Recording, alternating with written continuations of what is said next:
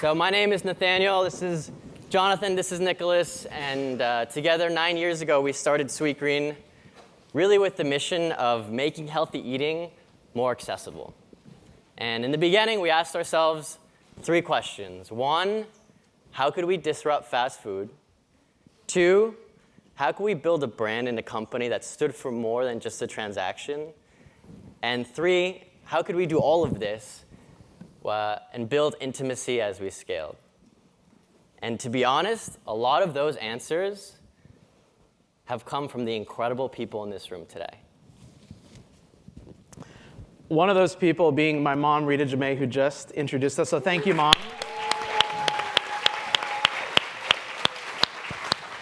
Like Nate said, she's been an incredible inspiration, and she's always been there to support us like all of our parents, but because you're here, we really want to thank you for all your support over the years. So I grew up in a hospitality family. My earliest memories were in the restaurant. As a kid, I remember my parents would wake up early and be off to the restaurant before I was even at school. And they'd be back home right before I was going to sleep. It was a long day. And it was the life we all knew. We were a hospitality family. And I'm sure many people sitting here in the room today know that life, know that schedule, know that it's a commitment. But growing up with them, the first thing I realized was how hard work, when combined with passion, can produce incredible results. Yes, there were not many days off and there weren't many vacations, but at the end of the day, the way my parents did it was truly special and left a big mark on me and Sweetgreen.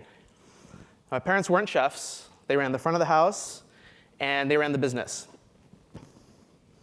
And for us, it was really incredible to see how much work went into that.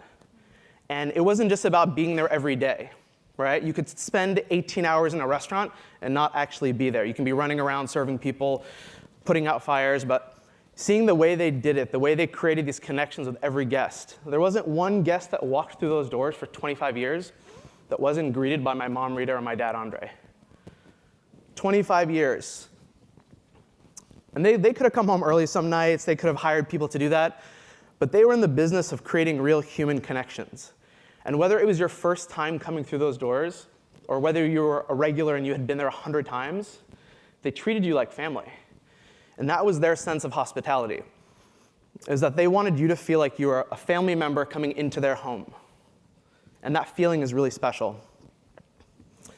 To me, it's the purest form of hospitality, and something that was instilled in me at a really young age and was really a foundation for Sweetgreen. But I want to talk about a moment that happened actually 4 weeks ago. So 4 weeks ago, as the 3 of us were starting to think about and brainstorm what we wanted to talk about here today, it happened to be the same week that my parents were resurrecting Le Caravel for 2 nights at the Chef's Club with Food and Wine magazine. Pretty incredible moment. You know, a life they knew for 25 years every single day that had been gone for over a decade was now back for 2 nights. So you guys can imagine it was a pretty special and emotional night, 2 nights, not just for them, but for me and my brothers and my family. John and Nate got to finally try Sweetgreen for the first time. Le Caravel. They've eaten lots of Sweetgreen. And so these 2 nights were incredible, and something happened on the second night at the dinner. This man walked in, this guest had made a reservation. He had flown in that night just to come eat at the pop-up. And he was a regular at the restaurant for years as a kid with his family, and he was so excited to come and experience Le Caravel once again after 10 years. He came in, he was greeted by my mom, he was brought to his table, and you could tell the minute he sat down he was a bit uneasy. He was looking for something, looking around, and I realized pretty quickly that he was looking for my dad. He was looking for Andre. And quickly, at a certain point, he saw him across the room and he waved him over, and my dad came to the table, greeted him, and welcomed him, and he said, "Mr. Jamay, do you remember me?" And my dad kind of, was looking for the name. There's so many guests over the years. And he said, "I'm so-and-so's son, and I was a regular at Le Caravel for so many years, and so many special moments in my life were spent at Le Caravel." And after a couple seconds, my dad realized who he was and remembered, and they had this incredible moment of kind of seeing each other after a decade. And they started talking for a couple minutes, and at one point he grabs my dad's arm and he says, "Mr. Jamay, I don't think you realize how special Le Caravel was to me and my family." This was where we celebrated so many special events. And I have this one day that I remember, my 16th birthday, that I spent at Le Caravelle. And I'll never forget, you welcomed me in. It was an incredible meal. And I got to eat my favorite dish of all time, the pike quenelles from Le Caravelle, which he had ordered that night. And that feeling is something pretty special, pretty remarkable. You know, more than a decade had gone by, almost 15 years. And he still remembered that moment. A lot of moments, but this one moment that he brought up, and he flew to New York to reconnect that experience. That feeling is so special, that true human connection he had with that place, with the restaurant, with my parents. It's a very powerful feeling. And that was the kind of world my parents created, and a big foundation for us. So even in the early days when we were thinking about what do we want to build at Sweetgreen, yeah, the idea was to build and kind of disrupt fast food and build a new type of way to eat healthy. But at the end of the day, we knew it couldn't just be about a transaction. It couldn't just be a restaurant. We had to think about how to create that feeling in a fast food setting. How to create that feeling and scale it. To do it for a couple hundred people a night is hard work. You got to use both hands. You got to use, like everything you got, and you got to do it yourself. But how do you do that? How do you recreate it for thousands of people, tens of thousands of people, or millions of people, which is what we wanted to serve one day? And we knew that we had to think about the foundation in the beginning, and it's something we're always thinking about, but that was the big question, was how do you recreate that feeling at scale? So before we tell you how we're trying to do it for millions of people, we're going to try something here. Try to do it for a few hundred people. If you guys would partner up with the person next to you, please. We're going to do a little exercise. Gonna get weird.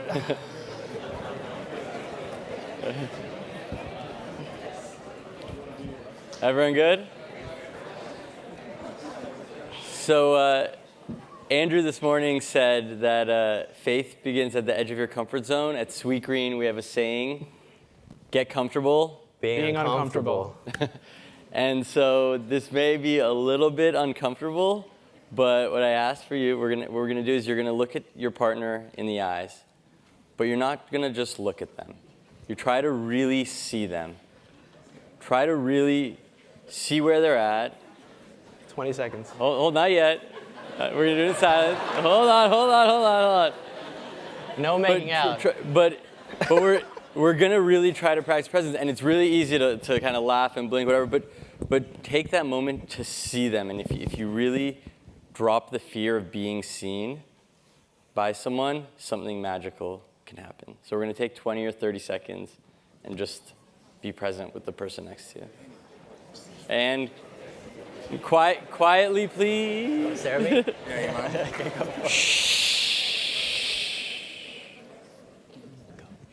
Go.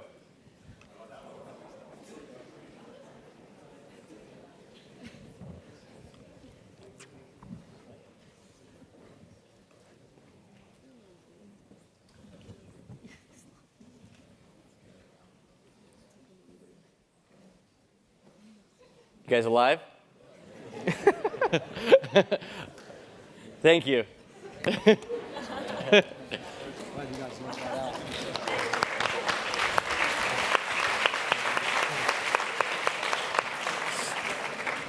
So if you took that moment to really be present and kind of drop the fear of being seen, you may have felt a rush of bliss.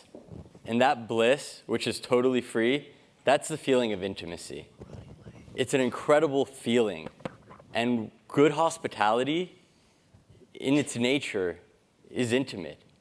It's that X factor. Intimacy brings that X factor to hospitality.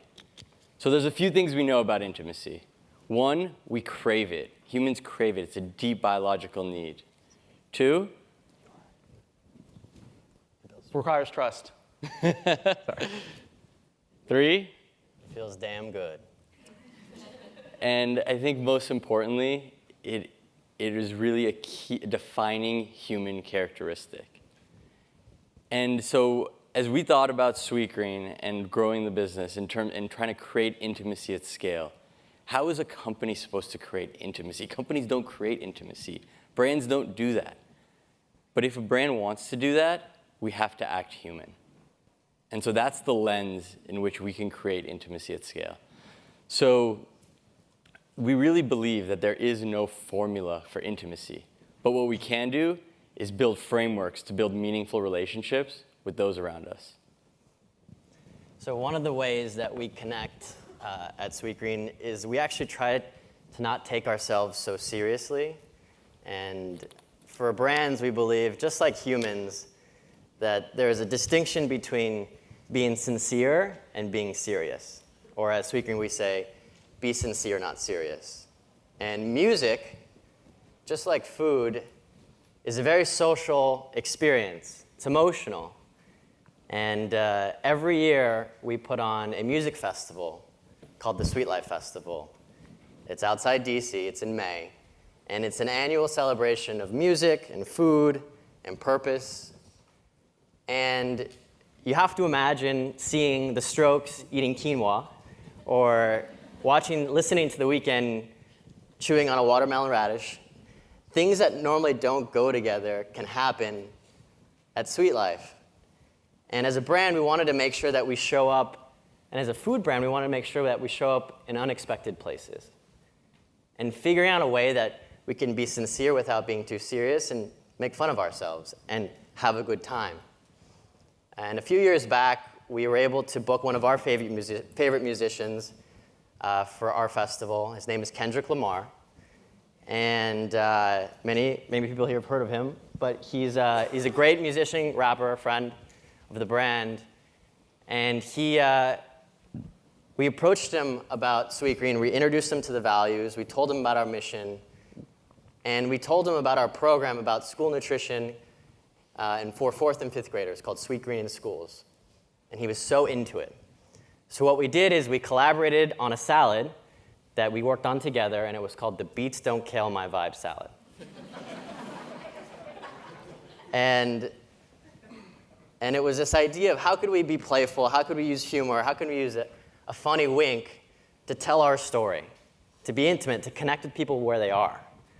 And not only were all the proceeds of that salad donated to charity, but it also became the #1 most popular salad on our menu for 3 months.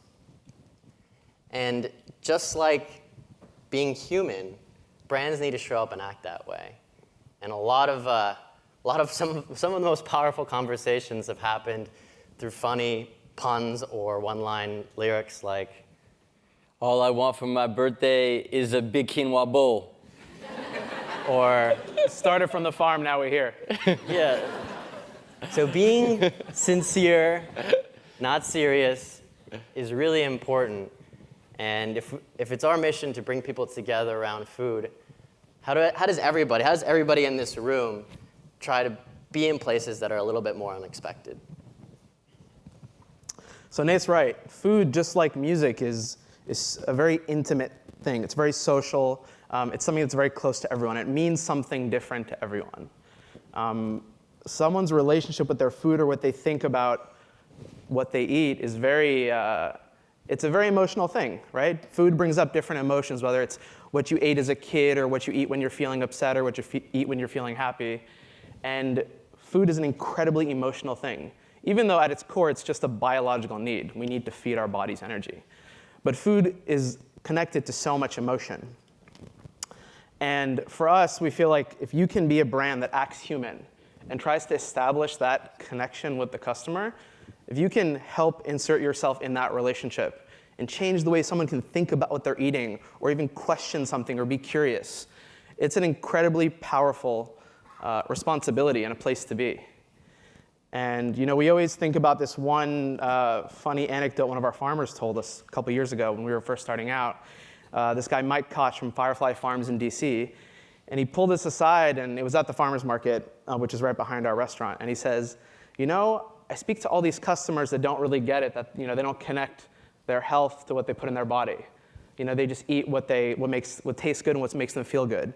But then I speak to these same people and hear them talk about their cars and how they hold their cars to be so precious and get it tuned up like clockwork and put the nice gas in the car and make sure to get a paint job and make sure to really take care of their car so that it has a long, beautiful life.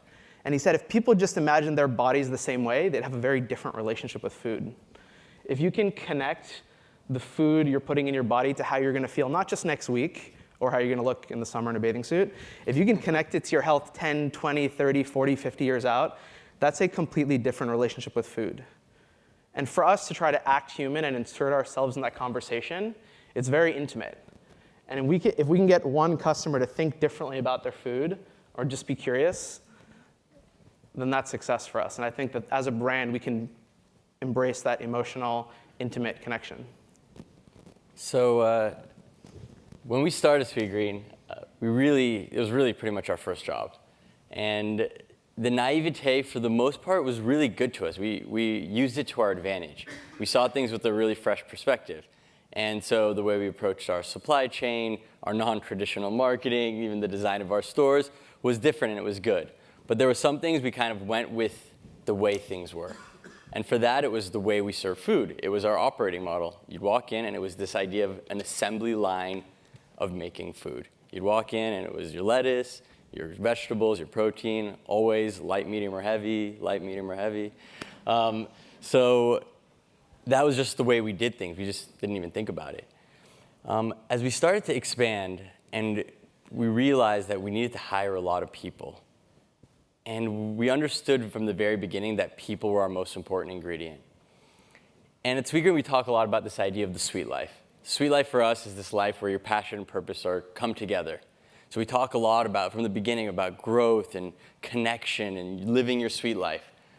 But then you'd come and work at Sweetgreen, and your job was doing the same thing over and over and over again, just lettuce, lettuce, lettuce, lettuce. And we realized that we weren't living up to our promise. We were putting passion and purpose on t-shirts and not really living that internally. And so we thought, how can we optimize the team member experience for human capacity and connection? And it was a very simple but transformative shift. And so what we tried was, what if one employee took one customer all the way down the line? Super simple, small change, transformative effects on our business. Instead of one employee working with one customer for having about 3 to 5 seconds, fully transactional, you now had about 2 minutes where the team member could ask, how was your day, compliment your smile, tell you a little bit about our new seasonal menu. Just have a little space for connection. And having that space for connection changed working at Sweetgreen. All of a sudden, it was actually, what's interesting is it's actually a little bit more tiring because you're running around a lot. You're doing like a big loop. But because of the fulfilling connection you're having with other humans, you're no longer acting like a robot. And a light bulb went off. And we're like, wow, this is how you do it. It's not one big thing you do. We just have to create spaces for this, different spaces where we can allow human connection to happen. So the next thing we did is we opened up our kitchen, bringing our back of house staff to the front of house. They were no longer back there. They were part of the show. They were there with the customer. We brought in name tags, which again, so simple, but now a customer could put a name to the face of the employees that they were working with. And when we started to do all of these things, it made us really realize, I think, the biggest aha about intimacy is if a brand and a company wants to act intimate, it has to be human. And what's more human than evolution? And so for us, we realized that if we want to create intimacy at scale, we have to continually evolve and create the space for people, the space and intention for people to create those human connections. So we're just going to end by reading a customer email that we got a few months ago. But when we started, all of our parents were entrepreneurs, and I told my dad the idea for Sweetgreen, and he said 2 things to me. 1, Nathan, that dressing better be damn good. And 2, don't do what I did. Don't build a business around yourself. Figure out a way to build a culture. Figure out a way to build a brand and really a culture of intimacy. And that's always been in the back of our heads since we started this company. And so this letter is from Erin. And she says, "Hi, my name is Erin, and I'm addicted to Sweetgreen. In fact, I'm so addicted that I know Matthew by name at the 19th and L Street location in DC. He's always been incredibly kind and devoted to serving the customers there. A couple months ago, I was diagnosed with breast cancer. When I came in with my new short haircut, he noticed and complimented me in a nice, non-creepy way. I came in for the first time with a wig. He complimented my hair, said he liked my red lipstick, and I said, 'Matthew, I really needed that today. Thank you.' It was genuine and it was sweet, and then he paid for my salad. Well, I was brought to tears by his kindness, and I'll never forget it. He deserves kudos for knowing that he can brighten my day. Please pass along thanks to him, and please know that if I wasn't addicted before, you have a customer for life. I hope he gets some recognition for being the wonderful person that he is." So intimacy at scale is simple.